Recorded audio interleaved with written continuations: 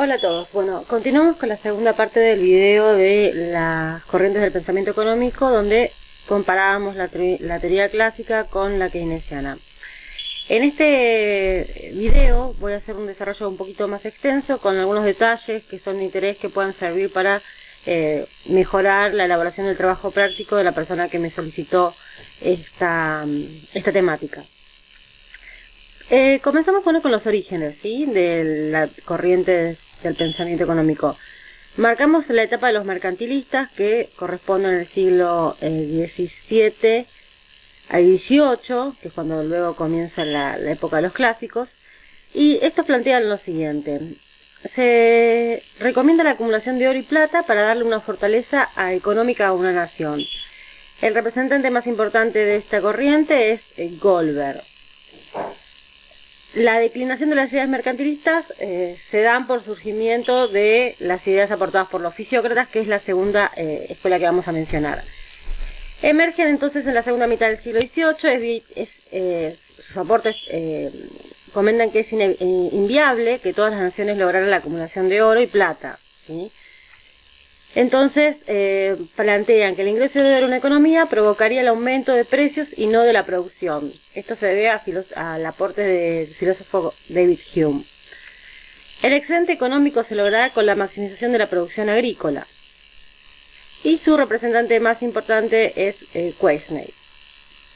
A fines del siglo, los aportes de Adam Smith, como padre de la economía, a fines del siglo XVIII nos referimos, entonces da surgimiento a la escuela clásica.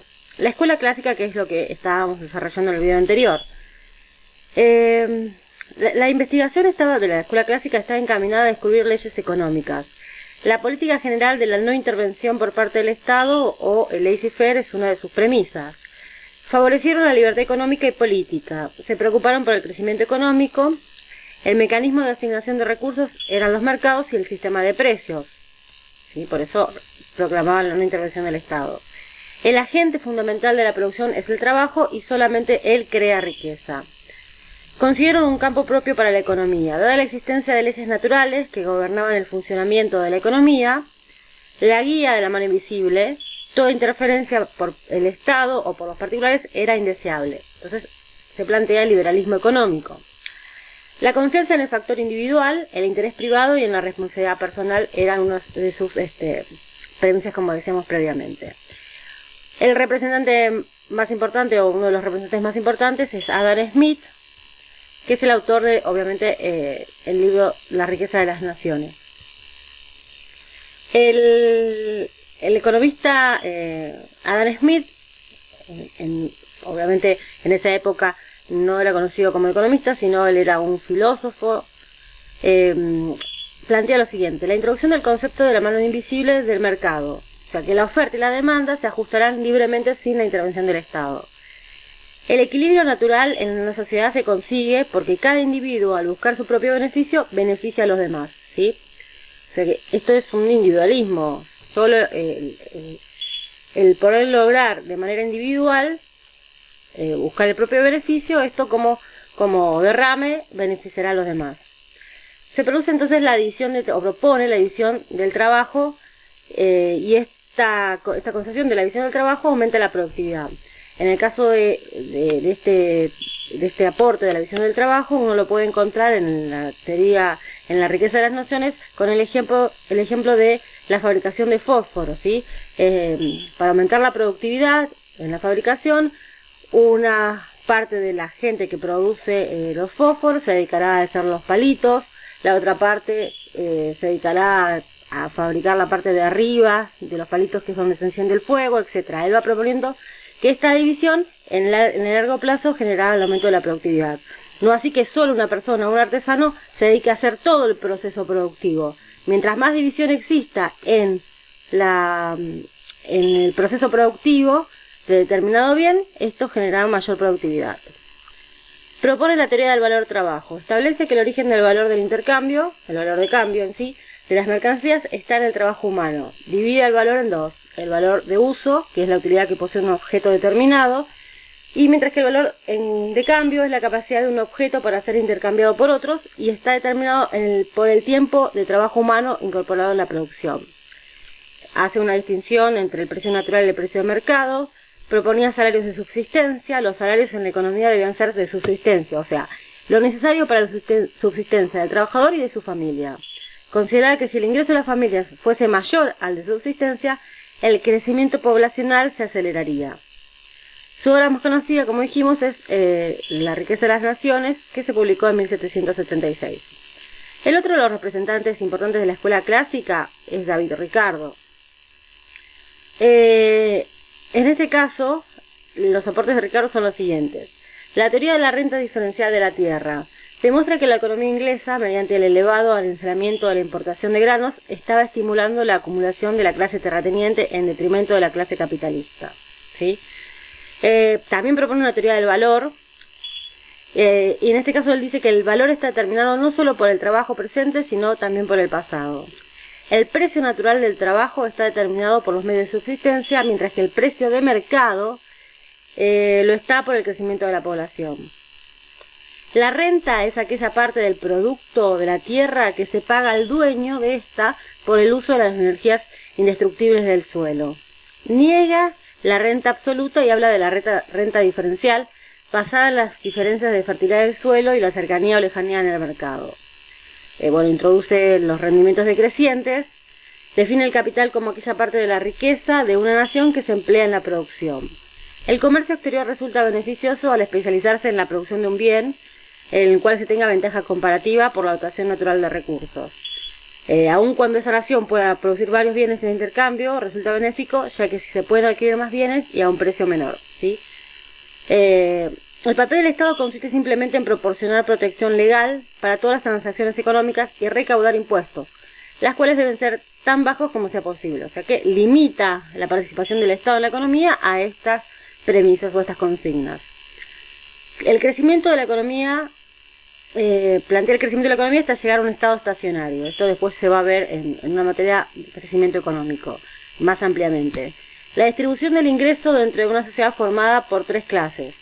Él plantea las capitalistas, la que genera ganancias, terratenientes que tienen la renta, y los trabajadores el salario. El libro más conocido de Ricardo, es el Principio de la Economía Política y Tributación. Acá, podemos ver el índice general, donde plantea la teoría del valor, habla sobre la renta como veníamos mencionando, vemos el tema del precio natural y el precio mercado, los salarios, el comercio exterior, habla sobre los impuestos, ya sea tanto al oro, a las viviendas, a las utilidades y a los salarios. Después plantea el tema del valor y la riqueza. Plantea también un apartado acerca de la doctrina de Adam Smith en relación a la renta de la tierra. Y va planteando distintos temas que al que le interesa el libro lo pueden consultar para leer la fuente original del autor David Ricardo. Otro de los autores que es importante para el tema de la comparación entre los clásicos y los keynesianos es Say, ¿sí? Este autor se considera a sí mismo como un intérprete de Adam Smith. En su obra llamada Tratado de la Economía Política, pretendía hacer una exposición sistemática de las principales ideas de Smith. Él plantea la ley de Say, la que algunos llaman la ley de los mercados, y la misma se puede sintetizar de la siguiente frase: toda oferta genera su propia demanda. Por ella no podría existir nunca en un país una situación de sobreproducción general, ¿sí? Siempre habría un equilibrio. Entonces, en síntesis, se determinó el papel del empresario en la actividad económica, así como su importancia y su diferencia del capitalista. Su famosa ley de mercados, la ley de Say, los productos se intercambian por productos, es decir, el dinero es un mero intermediario. El agente solamente produce artículos para intercambiarlos por aquellos artículos que desea consumir. Así los productos se cambian por productos y no por dinero. La oferta crea su propia demanda. Como decíamos, la famosa ley de Say. Atacó la confusión mercantilista entre dinero y riqueza y también solo puede existir un exceso de producción parcial, es decir, en determinados artículos, pero no puede existir un exceso general de la producción. La ley de Say es un pilar fundamental para la teoría clásica, pues estaría garantizando el funcionamiento óptimo de los mercados y la imposibilidad de que se produzcan problemas de demanda siempre y cuando se deje funcionar libremente a los mercados. El hecho de que se la plantee como una ley pone en evidencia la importancia que reviste para la teoría económica de la época. Tengamos en cuenta que David Ricardo fue un férreo defensor de Say, ¿sí? Así que con esto podemos sintetizar las ideas de Say. Pasamos a Thomas Malthus, que bueno, uno de los aportes más conocidos a la día de la fecha es el tema sobre la población, que la población tiende a crecer en forma geométrica, en tanto que los medios de subsistencia aumentan en forma aritmética. En este caso, Malthus se pronunció en contra de la ley de Say. Existe una discrepancia entre el crecimiento de la población y la oferta de alimentos. Había dos formas de frenar este crecimiento. Una, los frenos preventivos, disminuyen la natalidad, y otra, los frenos positivos, aumentando la mortalidad. Enuncia la ley del hierro de los salarios, según la cual el crecimiento de la población está abocado a reducir los salarios de los trabajadores hasta niveles de subsistencia. Luego vamos a plantear el keynesianismo con, obviamente, el representante máximo, que es el economista inglés Keynes, John Keynes, que podemos decir lo siguiente. Se puede establecer que el comienzo del paradigma macroeconómico surge con la publicación de General Theory of Employment, Interest and Money, que es de John Keynes, en 1936, la cual invalida la ley de Say y sostiene que el equilibrio no es una situación normal y permanente en la economía, sino que el desequilibrio es el estado normal. Este paradigma alcanzó su apogeo en los años 50 y 60. Los conceptos claves del keynesianismo son la demanda efectiva, que es, digamos, su contraofensiva al planteo de la ley de Say. Se lo vamos a ver un poquito más adelante cuando les desarrolle más en detalle la teoría general, y la pueden encontrar al planteo de la demanda efectiva en el capítulo 3 de la teoría general. La eficacia marginal de capital habla sobre el empleo, entonces que puede existir equilibrio con desempleo, incertidumbre, inversión, interés, pleno empleo. Bueno, plantea su preferencia por la liquidez, la conocida preferencia por la liquidez, la propensión a la inversión, al ahorro y al consumo. Entonces, Keynes realizó una crítica a la teoría clásica. Defiende las ideas de Malthus sobre las insuficiencias de la demanda. Keynes no reconocía la ley de Say como tal y negaba que toda oferta produjera su propia demanda. Propone entonces el concepto de demanda efectiva, que lo pueden ver en el capítulo 3 de la teoría general. Este concepto, en contraposición con los clásicos, permite que se alcance el equilibrio con desempleo, ¿sí? En líneas generales, lo que plantea en el capítulo 3, cuando define el concepto de demanda efectiva, es lo siguiente. Vamos a suponer que si la cantidad global ofertada es menor que la cantidad global demandada, los empresarios van a esperar que el precio de su oferta se ubique por encima del precio medio o normal. En este contexto van a visualizar que la existencia de las ganancias por encima de la ganancia normal, que se da, digamos, un contexto donde las ganancias están por encima de la ganancia normal, y van a seguir contratando trabajadores hasta que la oferta global, coincida con la demanda global y ya no se pueden esperar más ganancias o ganancias mayores. Cuando alcance este punto, los empresarios no tendrán expectativas de mayores ganancias, por lo que van a dejar de contratar trabajadores. El valor de la demanda global en ese punto determinado que mencionamos es lo que va a llamar Keynes la demanda efectiva, y que va a ser, digamos, es crucial para todo el desarrollo de su teoría, ¿sí? Bueno, pasemos al punto 4. No aceptaba que la economía en equilibrio general funcionara con pleno empleo, sino que perfectamente los mercados pudieron estar en equilibrio general con desempleo, considerando a este como involuntario, ¿sí? Se puede dar el equilibrio con desempleo contemplando el empleo involuntario. Se diferencia en relación a la teoría clásica, en que sostiene que la tasa de interés está motivada por motivos de precaución y especulación y transacción. Sí, agrega estos dos motivos, precaución y especulación, a la ya existente, que era el de transacción. Es decir, que los clásicos aceptaban la demanda de dinero, estaba solo motivada por motivos de transacción. Sostiene que los precios o los salarios son inflexibles a la baja. Los oferentes de trabajo se guían por el salario nominal, no el real, para ofrecer la cantidad de trabajo. Esto es un punto muy importante, porque es en contraposición con los clásicos, que sostenían, digamos, lo opuesto. Es decir, que los oferentes de trabajo se guían por el salario real. En relación al punto 8, apoya la intervención estatal para salir de la crisis y no entrar nuevamente nuevamente en un periodo de crisis. O sea que siempre, como salida a cualquier evento que pueda posibilitar la instancia de una crisis, se debe recurrir a la intervención estatal. Keynes toma de la doctrina clásica el mercado de trabajo, el mercado de capital y la teoría del dinero, y analiza de forma crítica estos elementos mencionados, y el rol de la ley de Say como dispositivo para unir los diversos componentes del sistema. Luego con su crítica va a demoler esta propuesta de la ley de Say. Su sistema económico busca determinar el nivel de empleo, de equilibrio al que tiende el sistema en todo momento. Vamos a ver las críticas de Keynes.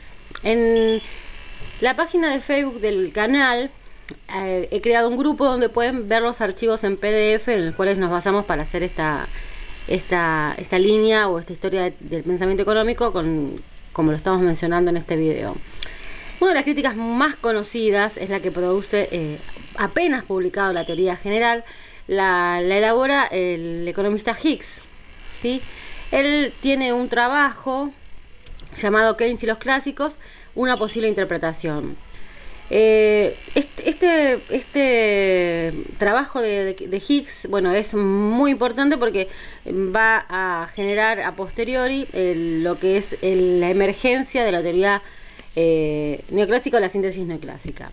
Su trabajo se llama, como dijimos, Keynes y los clásicos, una posible interpretación. En esta obra Hicks cuestiona a Keynes cuando dice que su obra está dirigida a la crítica de los economistas clásicos y por lo tanto toda su obra está equivocada porque toma como referentes las críticas a economistas que no eran considerados clásicos, por ejemplo Marshall, Pigou, ¿sí?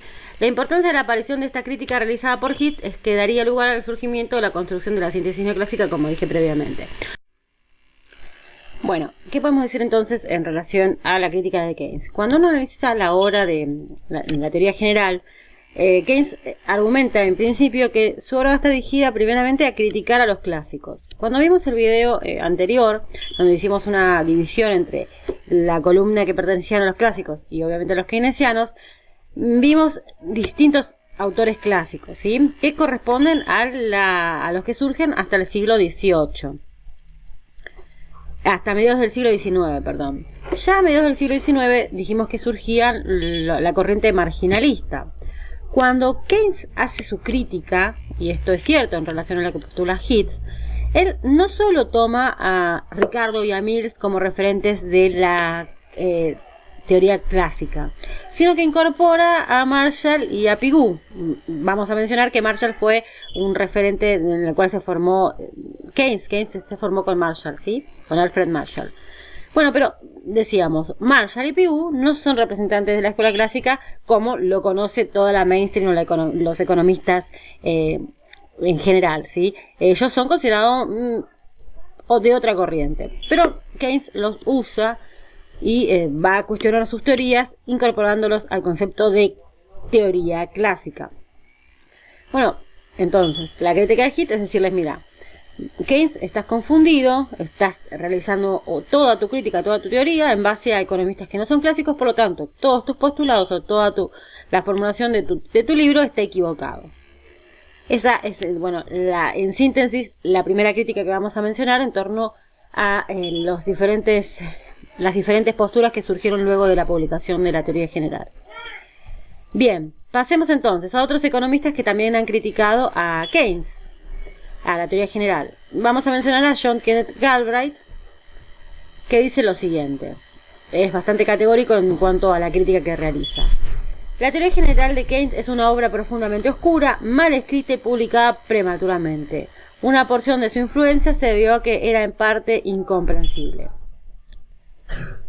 Luego vamos a ver a Mark Bloch, bueno, que es un experto, tiene unos libros muy importantes en torno a la metodología en economía, que plantea lo siguiente.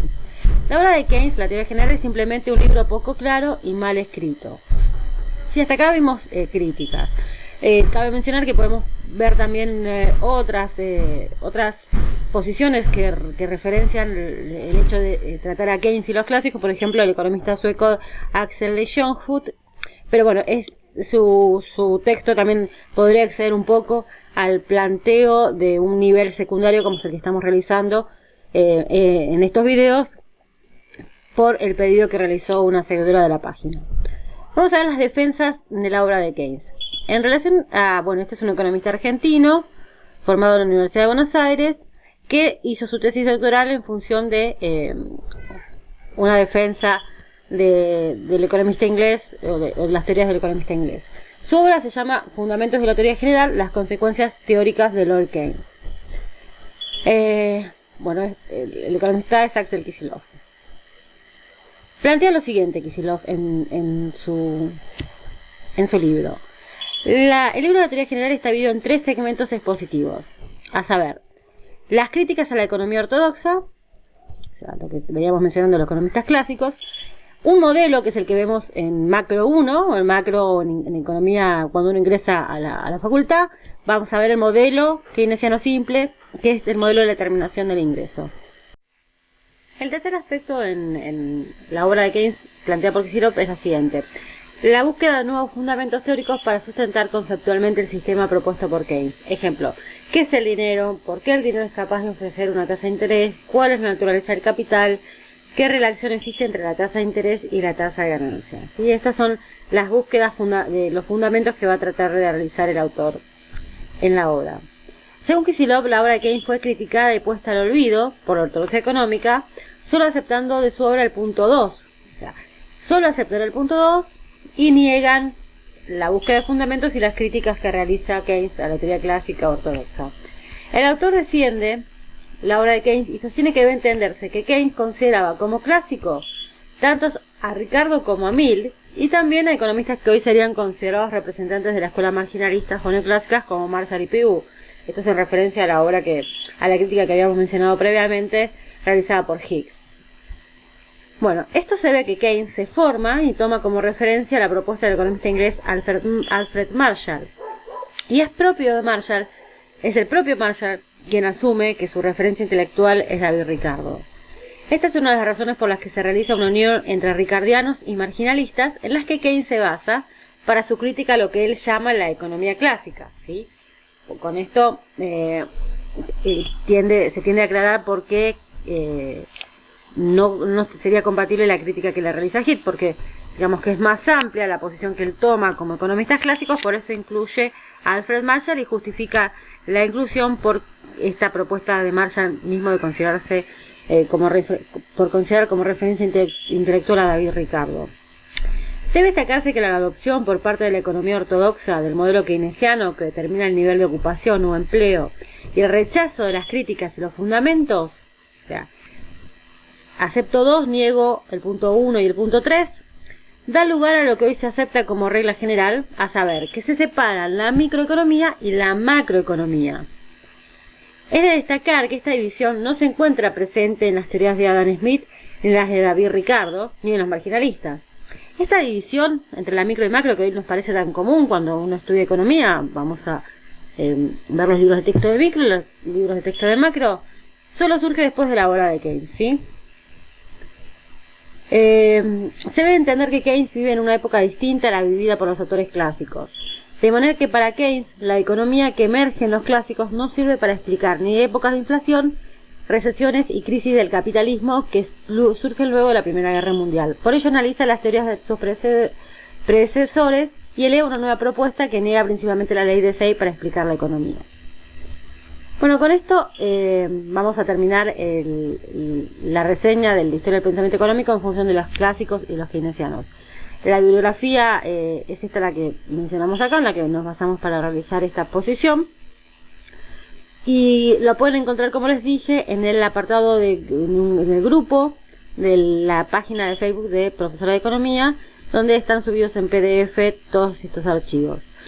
En relación a la última defensa de Keynes, ustedes si quieren también pueden buscar una crítica a los defensores de la posición keynesiana que realiza el profesor Rolando Astarita en su blog, ¿sí? Él va a criticar básicamente la teoría de la demanda efectiva y en particular los determinantes de la demanda efectiva. Es muy interesante la escritura y la propuesta del profesor Astarita, así que el que desee, obviamente esto ya accede al nivel secundario en el que estamos tratando, pero aquel que tenga una inquietud en economía puede seguir viendo estas diversas posturas en torno a lo que ocasiona la teoría de Keynes en la vida intelectual de la economía.